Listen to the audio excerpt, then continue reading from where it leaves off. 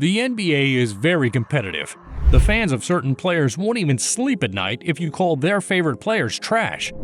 A lot of debates spark us every now and then on who's the better point guard, team leader, shooting guard, or power forward. Today, we're indulging in such a debate ourselves.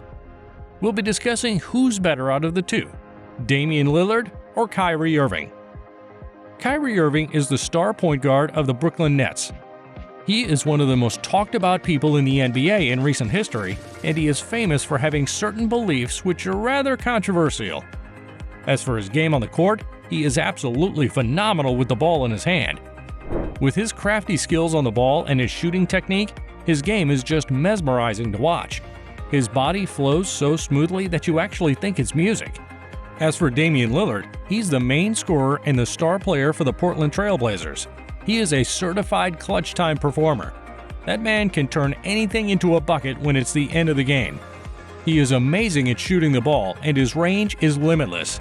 Literally, even from 1 or 2 steps into the half, he pulls up for a shot like it's nothing. And not only that, he consistently makes shots from this range. After Stephen Curry, these two are the best point guards in the league. They are constantly pushing all the other guards in the league to get on their level. Their games differ a little. Kyrie works around the rim more and shoots middies really well, whereas Lillard likes to boast his range for all the fans to watch. Let's discuss their games in further depth. Dribbling. When it comes to dribbling, Kyrie Irving will take the cake on literally anyone in the league. He has handles that could put a person in a blender. Brandon Knight was just one example of what Kyrie Irving can do if he wants to humiliate someone. He can make anyone touch earth. Just so you know how good he is, watch this video.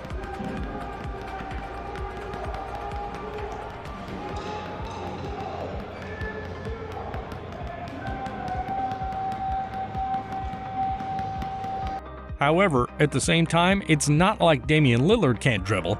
He's got handles as well. Since guards are short, most of them can cross any other taller person in the league. Damian Lillard is one of the people who can cross even smaller guards effectively. Both are great at it, but I would still say Kyrie Irving is better in terms of ball handling and his skills on the ball. Plus, the way he moves on the ball can mislead anyone. He can easily deceive anyone who dares to guard him. At the rim finishing. This is another important thing which can be used to judge a guard. Since guards are smaller in size, they always have to be extra good while finishing so that they can get the best of the taller players. Imagine someone with no finishing skills driving against Giannis. He'll swat the ball right away. Finishing at the rim is a skill you cannot avoid not learning.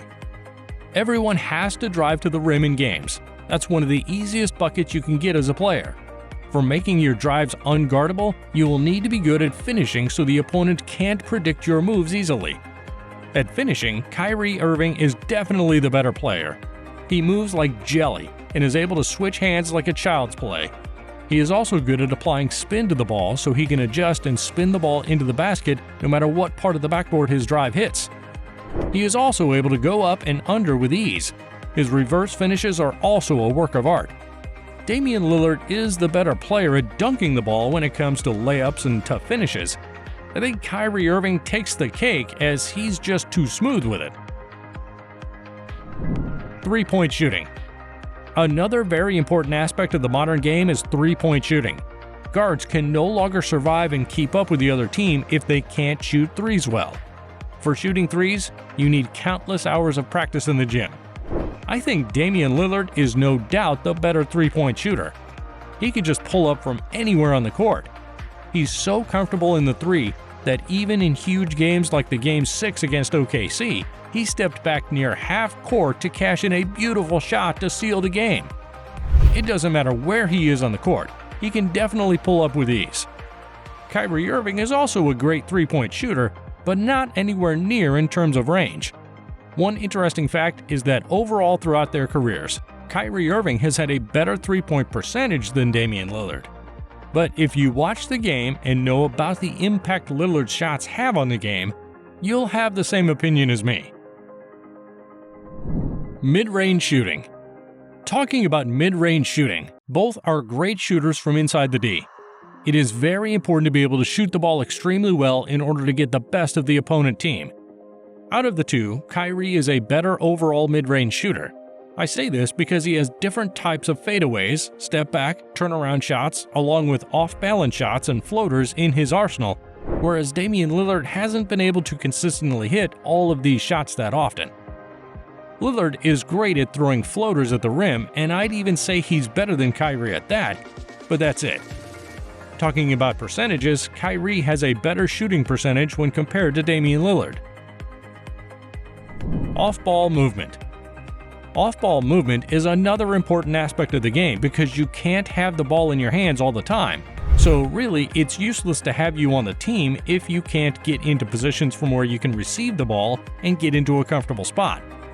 When it comes to off-the-ball movement, Damian Lillard stands victorious. He is able to turn and twist the opponent defense to get the ball and get to his spot. Kyrie needs the ball more in the initial stages of the play and is better at creating space off the dribble, whereas Lillard is better when it comes to creating space off the ball. Assists. Talking about assists, Damian Lillard is the better player. He rotates the ball extremely well and has more career assists per game than Kyrie as well.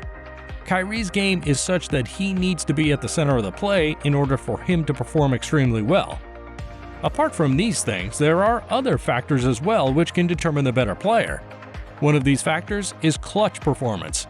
Both of these players are amazing at performing in the clutch. Lillard has a history for being named Mr. Fourth Quarter, and the clutch time is usually called Dame time whenever Lillard is playing the game.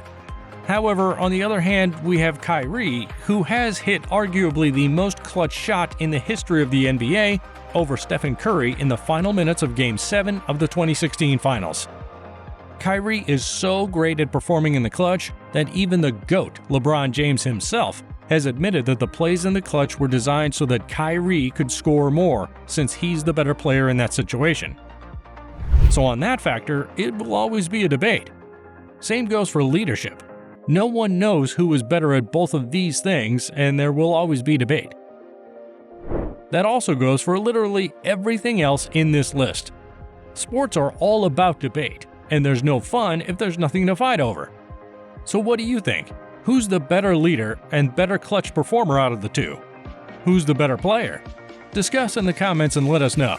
And while you're at it, make sure you like this video and are subscribed to the channel so that you don't miss out on future content. Watanabe, spin, Fendall, jumper,